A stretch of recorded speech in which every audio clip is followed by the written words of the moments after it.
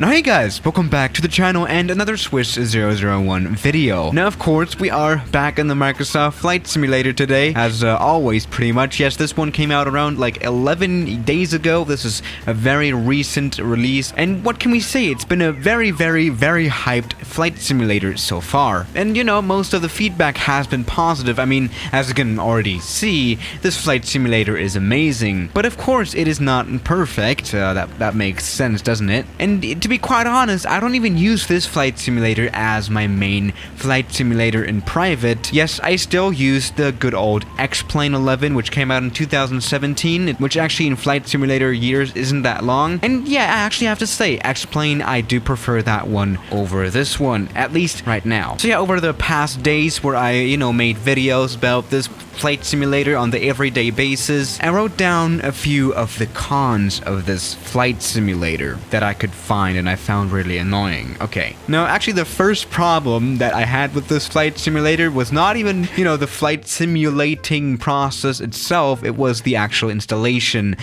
of the flight simulator, which apparently a lot of people had issues with. Yeah, obviously before you can play the flight simulator, you have to buy it from the Microsoft Store, for example, which I did here, and you have to download the installer from here and install the around 90 gigabytes of data that is required to play this one. The installation though, it tends to take a very much long time, even though it's 90 gigabytes at least, depending on your configuration. But even with good internet speeds, a lot of people had issues with this one. I mean, you can see that here in the ratings, 3.5 out of 5 stars. You may wonder why that is. A lot of people are actually mentioning the installation problems. I mean, this is in German right now because I'm in the German store of Microsoft, and a lot of people are not getting this flight simulator to work properly.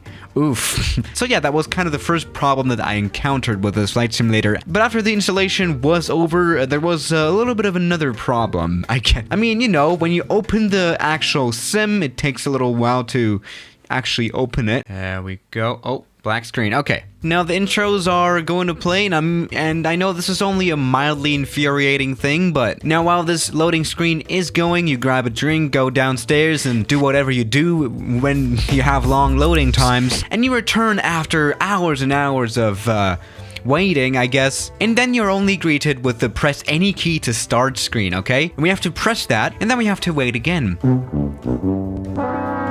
That is literally so annoying. Now the actual loading starts happening, because before they were only playing the intros, I guess. That is a little bit stupid. I mean, again, this is only like a very minor issue, but okay. Yeah, loading this flight simulator also kind of sucks, but that's another story. Okay.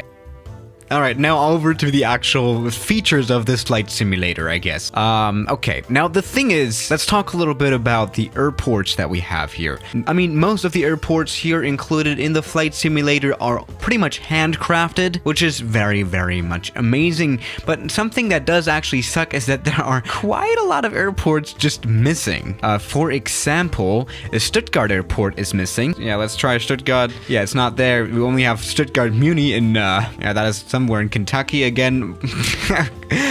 Quite a failure, isn't it? Which is like, it's pretty annoying, but it's alright. All these missing airports, they can later on obviously be added to the flight simulator still, so that's no problem. But still, it's kind of annoying that there's not every airport that is actually on this planet here in the flight simulator, and this was not a grammatically correct sentence. Whatever. Let's actually move on to the flying part. Let's hop into the simulator. I actually want to fly to Helgoland now. I actually want to see how this airport looks like here in the flight simulator. Let me just tell you, Helgoland is a very interesting airport. I have made a video about this one already. And actually for planes, let's go for the Cirrus SR22. I mean, I fly a real Cirrus in real life, so I can kind of, get a little bit more into the realism itself of the aircraft that we have here included in the flight simulator. I can speak a little bit from experience at least. Alright, here we go. This is the Cirrus SR22. This is actually an older version. Apparently this is the G3, the third generation, and I don't really like the white in the cockpit, and it's probably the ugliest Cirrus interior that there is, but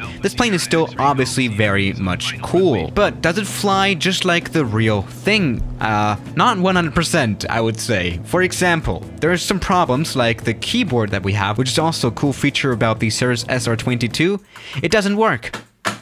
It doesn't work. To actually use the panels, you have to use it like you do in like a Cessna that doesn't have this kind of keyboard. You have to switch all these knobs here, which is really annoying, especially for entering a whole flight plan. It really is. So that really does suck. But let's actually go and land on the runway of Helgoland. Now, how well is the island recreated? I mean, I don't think there are that many trees on that island, but whatever. Let's go ahead and get the Cirrus landed. By the way, I wouldn't ever fly this plane here in real life because it does need quite a long runway for its size, the Cirrus. Probably not long enough for this 500 or so feet long runway. Yeah, this is not a very safe airport, is it?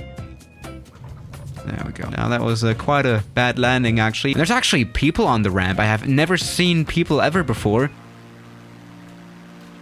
Alright, so that's done. So, yeah, as I've already said, it's not 100%. Not all the buttons are working. And the worst part is that the parachute that these Cirrus planes have, you cannot use it. You know, this red handle, you pull on it, and then a parachute comes out of the airplane. That is not usable here in the flight simulator, which is probably the part that sucks the most. That kind of thing in most planes here in the flight simulator is not 100% usable, especially in the airliners. They are not completely like all payware level of aircraft realism. Does that make sense? If you really want to get deep into simulating real flight, you're gonna want to spend some money on some extra add-on planes that will hopefully come in the future. So yeah, it's not perfect, but I mean, again, this is all default aircraft. It's still amazing what they've done here.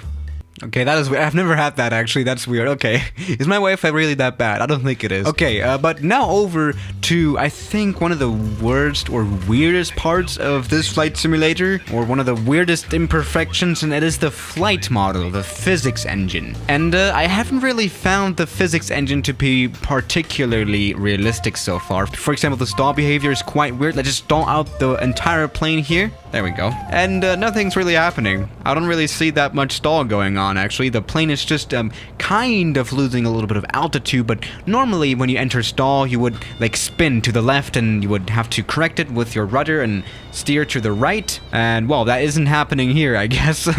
Yeah, but when are you gonna stall out finally? The engine hasn't really been bringing power for a while now, so come on. Now we really gotta force it. Come on. There we go. Now we finally have something going on, some action. And yeah, I've been wondering about this flight model problem for a while, and there's actually people saying that this one has the exact same flight model as FSX. You know, the flight simulator that came out in 2006, it has the same physics, and actually that kind of makes sense. It does feel very much similar to fly in FSX and MFS 2020, to be quite honest. I cannot confirm that to 100% because obviously Microsoft Flight Simulator hasn't talked about that one. But, you know, I do see that. Let's try another weird flight model thing, and it's that the stopping performance of planes is very, very much unrealistically good. All the planes here in the Flight Simulator pretty much stop in no time. We didn't here in this case. We overshot the runway by a lot because we were way too fast, and we were only using like 30% of the runway. But yeah, the stopping performance is really good, as you could see in previous videos, like the one where I was landing the 787 at Santa Catalina. That one was a very quick stop, and it was really shocking. I was like, nah, no way, that's real. And in general, actually, the Microsoft Flight Simulator file structure is pretty much straight out of FSX. This is very, very much similar. Basically, some people say that this is FSX, but with a shader and a texture pack on, if we talk Minecraft language, right? Does that make sense? I guess it actually kind of does. But actually, the file structure... Oh. And actually, that little file structure complaint, there is a pro point about that. You know, for example, add-ons are very much easier to adapt to this new one, you know, for the developers. And, you know, more add-on aircraft is what we probably need. So, yeah, guys, thank you for watching today's video. And I'll see you tomorrow. As always, good night. Very realistic crash. By the way, something I don't like either is that there's no particles. For example, if you crash into waters, also with the seaplane that you have, the Icon A5, that one doesn't have any water splashing, but that's just on the side.